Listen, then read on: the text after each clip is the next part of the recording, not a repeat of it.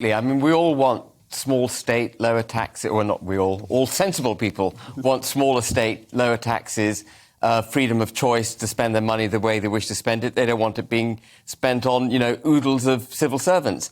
But this is really vintage Conservative government publicity, if you like. Boris is on his back foot at the moment. He had a shocking set of election results last week. Not as bad as some had predicted, but shocking nevertheless. Losing Westminster, Barnet, Wandsworth and so on. And this is Boris Johnson coming out with something to keep his base happy. As Rees-Mogg said, this is actually going to happen through natural wastage, if it happens at all, by the way. And the time frame over which it would be tested is so long that none of us are going to be... We're not going to remember that he said this in May 2022. And the headlines say he's going to slash 91,000 people.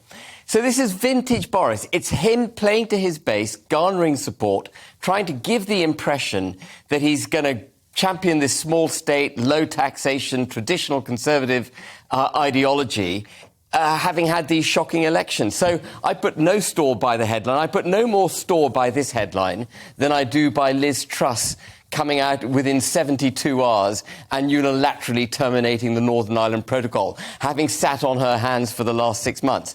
It's just sort of, they're playing the news cycle. They're getting So through. You're not having any of it? No.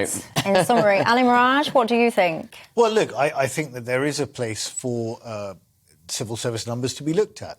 But on the one hand, we're hearing that post-Brexit we need to do all these trade deals, so presumably you need more civil servants. You can't just sack a bunch because you've got to do these trade deals yourself. On the other hand, on the back of the war in Ukraine, we're talking about increasing the defence budget, if that indeed does happen, which again means civil servants. So I understand where Ben's coming from on this in terms of another knee-jerk reaction to dominate the news cycle. I mean, last week it was MOT certificates that could be deferred by a year.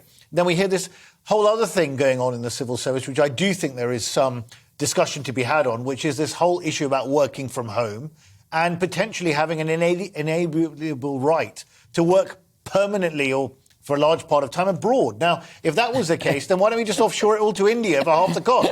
I can't understand that at all. I do think the government's right to a certain degree that they should be trying to get civil servants back in the office, not all the time. I mean, all businesses are trying to grapple with what's the right balance for given the jobs they have. But there is a thing about training, about camaraderie, about idea sharing, all of these things, and also the collateral benefits that you get from being in the office to other businesses around you. So I think the civil service need to get real about this right that they feel that they have, that's intrinsic, that they can work wherever they want, including abroad. That's wrong in my view.